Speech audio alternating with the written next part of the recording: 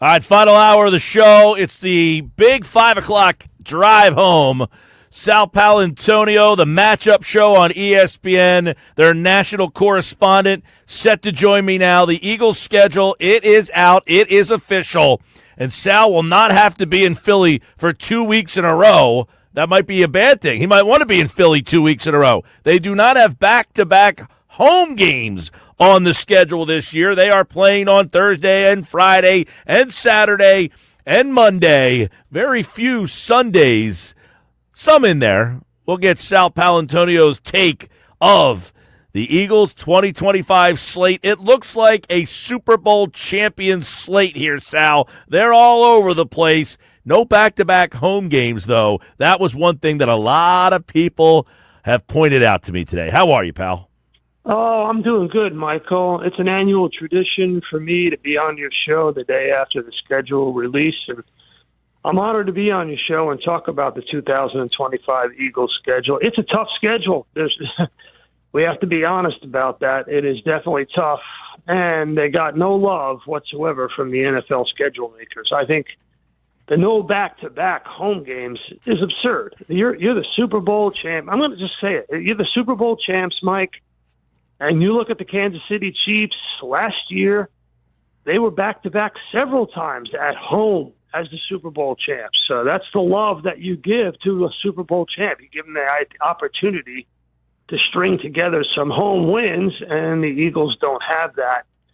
You know, I think it's a tough schedule made a lot harder by the NFL schedule makers. They did not get treated like a Super Bowl champ. Kansas City got 3 straight home games at one point, and then late in the year they have a couple of games back-to-back there. So Kansas City got treated like a Super Bowl champ, even though they're the runners-up. And we're going to see Philly and Kansas City early. We'll dive into that and the schedule in just a couple of seconds. The only other quirk that I saw in the schedule is the opener. They're playing the Dallas Cowboys. They haven't done that since the Pickle Juice game, and we'll talk a little bit about that game in itself, the game this year. But Sal, I was talking about when I saw the schedule in Dallas being that first game and that Pickle Juice game, it really kicked off the era of Eagles football as we now know it. I mean, almost 25 years to the day they will play that game. September 3rd, 2000, they win that game 41-14, and an era of Eagles football was born. Yeah, you're absolutely right, Mike. There was definitely a watershed moment in the Jeffrey Lurie ownership of the Philadelphia Eagles. But, you know, you really got to go back to 1970, 55 years ago. If you go on my Instagram, Sal Pal ESPN, I lay it out there. The last time the Cowboys visited the Eagles, week 1, was 1970 at Franklin Field. That's how unusual it is for the Eagles to get a home opener against the Dallas Cowboys. So it's very unusual, but I like it. I like it a lot. A lot of people, Sal, have pointed out that the Cowboys, who have not won a Super Bowl in over 30 years, will get to watch the banner and have to have them suffer in your building, and that will be worth the price of admission alone. Took the words right out of my mouth. I like that part of it. Can you imagine that Jerry Jones and Dak Prescott and Stephen Jones and all of them are going to be there when the banner goes up? That is, I mean, the Cowboys haven't been in the NFC Championship game since we were using VCRs.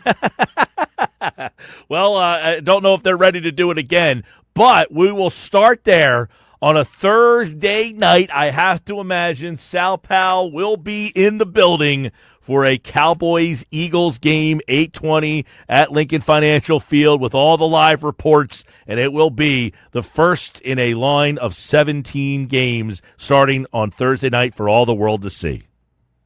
It is a privilege, I'll tell you, Michael, to be covering the Eagles at this point in professional football in the city of Philadelphia and the region. You know, I've been doing it for 33 years. It's a total privilege. I'm humbled to do it, and I'll definitely be there. I got a text from my boss yesterday on May 14th. Book it, Sal Pal. You're at the Eagles on. I got the text. I showed it to my wife. She said, "Does he know what date it is?" I said, "Listen, they're so excited at ESPN for the NFL schedule release. They're getting prepared.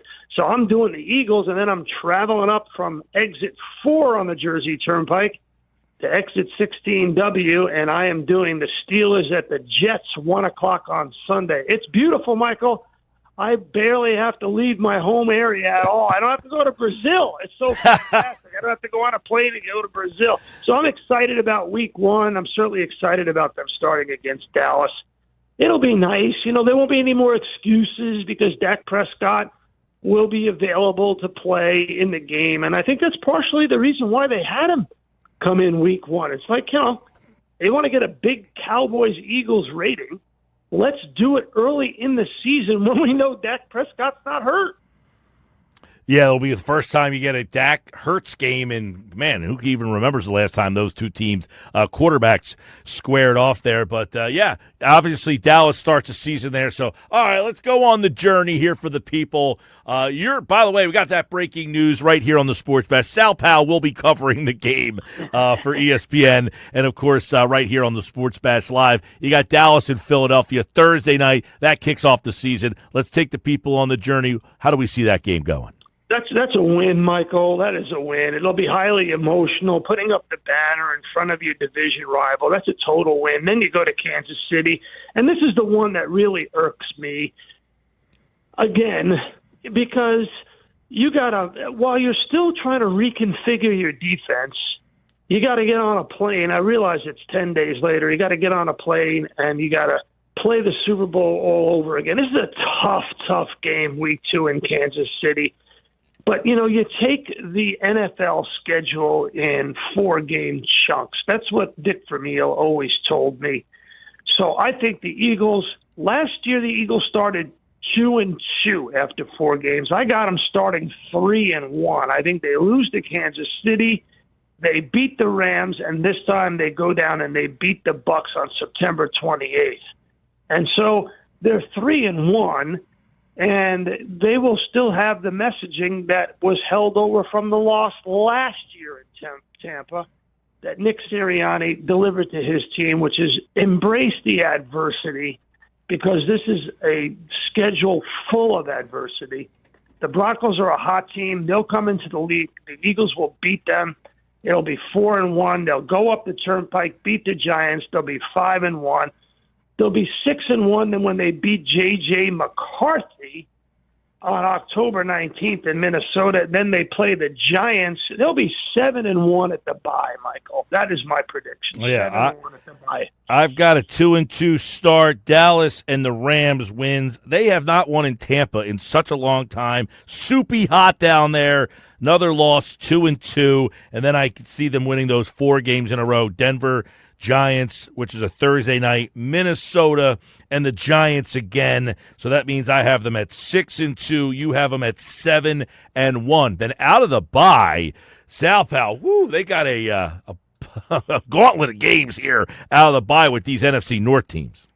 They do, but, you know, I mean, obviously playing in Green Bay on a Monday night will also be an emotional game. And we're going to get the decision on the brotherly shove here within the next week. The NFL owners are meeting in Minneapolis next week to decide the fate of the tush push and brotherly shove for the 2025 season. And boy, oh boy, wouldn't it be great if the NFL owners table it once again and the Eagles run the tush push on 60 offensive plays. That would be absolutely fantastic. Go up the Lambeau and turn back the clock, back to the future, run the tush push 60 straight times, and make the entire national television audience go out of their minds, Michael, at Lambeau Field. You could just hear Vince Lombardi out of the grave. What the hell's going on out there? That, by the way, would be on your network in ESPN ABC Monday Night Football game on Monday, November the 10th. So they go to Green Bay and just push down the field for a win? You know, I'm obviously being a little facetious, but I'm not sure what's going to happen on Thursday, but I do know this. There's a lot of people at the NovaCare facility that are not happy about the Green Bay Packers being at the forefront of banning this play. And the Eagles, coming out of the bye, will be up for that game. And I have them beating the Packers in Green Bay on Monday, November 10th. We agree on that one. This next one here, this would be a Big one, December 16th at home. It is a Sunday night game. The Lions, many of them said, hey, if we would have been healthy, it would have been us. They wanted to play the Eagles in the kickoff of the season. They'll get their chance, though, here in week number 11. Well, the Lions are an interesting story because they lost both of their coordinators. And so by November 16th, if the Lions have got their act together with their two coordinators changing, they'll be a tough out. But they're playing in Philly. The Lions are a different team outdoors. I got the Eagles winning that game, Michael. I got the Eagles winning that game. I do. I realize short week and coming back playing a tough opponent, but it's tough to beat the Eagles at Lincoln Financial Field in a nationally televised game. I have the Eagles winning that game, no question. And going back, if I could, to the first 4 games of the season, which I think are the toughest. They were the toughest last year. And I mentioned Nick Sirianni's messaging coming out of that game in Tampa, which I wrote about at SJ Magazine in that piece that I sent you, Sao Paulo to the Super Bowl. The game that the season from Brazil to New Orleans. And in that piece, I talked about how Nick Sirianni, in a meeting coming out of the game in Tampa, told the team to embrace adversity all the way. And it was great messaging. And he'll have to do that once again. But the other thing that they're going to have to do, knowing that they have so much change on defense and a change in the play caller on offense, Kellen Moore gone to New Orleans and Kevin Patullo calling plays at the NFL level for the first time, they really are going to have to push the fast forward button in training camp. They really are going to have to shorten the learning curve in training camp to get up to speed so they can go 3-1 out of the gate. And I think by the time they hit their stride, which is in November, they will be really, really difficult to beat. Going to Dallas, I realize on November 23rd is always tough. If Prescott's healthy, I'm counting that as a loss. But then I've got them going, beating Chicago, beating the Chargers. They always play well in L.A., always. Yep. And the Eagles fans travel to L.A. That's a Monday night game. That'll be a showcase for Eagles Nation on Monday Night Football in Los Angeles at SoFi Stadium. I have them beating Las Vegas, and then I have them beating Washington, and then who knows what's going to go on for the rest of the season. I think this team has the chance to, even with this tough schedule, and no love from the NFL schedule makers, I think this team's got 12 or 13 wins in this schedule. I do. Yeah, you and I are pretty much in the same there. I got the loss in Dallas as well. Bears, I think, is going to be pesky this year, much better than they've been. That division is going to be wild there. What about that Caleb Williams book stuff that's coming out is pretty wild about the state of that Bears franchise. The Chargers, I agree. Not a daunting place to play. Vegas, that team's not ready yet. I think Washington on a Saturday, Washington always gets you seemingly, even when they're not a good team. They seem to play well against you. The Buffalo, Washington, I said this before, I don't know that it's ever happened, that you play the teams that were the runner-up for the conference 3 straight weeks. I mean, if those games do matter, that is a daunting possibility. But I think by the end of the year, Buffalo has the division wrapped up. Now, they might have the 1 seed still in play, so that game might come into play. But I think, late in the year, I think you get Washington once, they get you once. The Buffalo game's a wild card. I got about 4 losses, possibly 5. Yeah, I'm in agreement with you, Michael. I am. I think this is a tough schedule. But I think the way Nick Sirianni coached this team last year proved that he is a great head coach, not a good one, great one. Vic Fangio in his second year, a lot of moving parts, a lot of different things that's going to go on with that defense. But in his second year, I think he'll turn them around pretty quickly in training camp. Again, I believe the messaging will be, hey, training camp will be very important this year. 5 or 6 new players on defense. New play caller on offense. Training camp will be very important. Rest the veterans, embrace adversity, shorten the learning curve on everything, and make sure that you're ready to go 3-1 in the first 4 games. The one question I will ask you about the coordinator, Patullo, he has a pass game coordinator background. Do you think they will have a propensity to lean on the pass more this year and not wanting to give Barkley over 340 touches again this year? Do you anticipate that they may throw the ball more this year? No, I don't necessarily believe it will be a philosophy. I believe it will be a game-by-game contingency. You're playing in succession 4 teams that can score. Dallas, Kansas City, the Rams, the Bucks. And the Denver Broncos, by the way, were 10th in the league in scoring last year. 10th in the league in points scored. So the Denver Broncos, you're playing 1, 2, 3, 4, 5 teams that were in the top 10 in points scored. So you will have to definitely throw the football. Then you play the Giants. Minnesota, I don't know what they're doing with that quarterback situation, and the Giants. So you'll have a little bit of a lull. And they realized last year when they had problems offensively, you just give it to Saquon. And you just give it and give it and give it to him until he breaks free and goes for a couple of those back-breaking runs on the other team's defense. So, they'll have plenty of opportunity to throw the ball early. But I think as the season progresses and they become much more confident defensively, they'll go back to 26.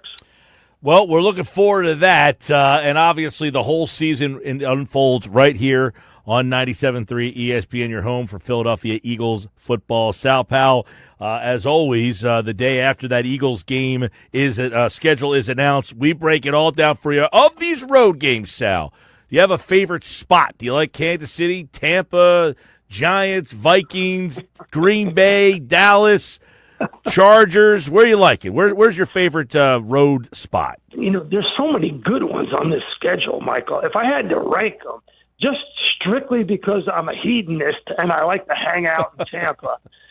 You know me. I love Tampa. I love it. And now because they're playing baseball during the regular season down there at George Steinbrenner Field, you want to go hang out in Tampa, and everybody in Philly loves to go hang out in Tampa when it's cold, but it's September. Everybody loves to go to Dallas, and that's a great game. But to me, the game where the Eagles fans should take over is Week 10, Monday, November 10th. And the chants should just start from the beginning and don't stop until the end. How do you like your tush push now? Whatever it's going to be, that is it. The comeuppance will be live and on national television, brought to you by ESPN. Good stuff. I've never been to Lambeau. I rank that as. You gotta go, Michael. It's great. It's like going to Yankee Stadium, only better. They play football there. Yeah, I know. I got to get out there. I rank that as my number 1 road trip for this season. SoFi, I'll probably be out there in the Super Bowl in a couple of years, so I'll wait till that. But I got to go to Lambeau and check that out one time. All right, there you go. 4 losses, 5 losses, depending on what happens late in the year. That's our breakdown of the Eagles' 2025 schedule. Sal Paolantonio, of course, the matchup show, and at the national correspondent ESPN right here on the Sports Bash. All right, we'll talk to you soon, man. Okay, thanks to Johnny G and the Griner team at Ocean City, New Jersey, at Berger Realty for supporting this fine program, and I'll see you down there on the boardwalk in Ocean City this summer, Michael. All right, we'll see you soon. Sal Paolantonio, ESPN national correspondent right now on the Sports Bash Live on 97.3.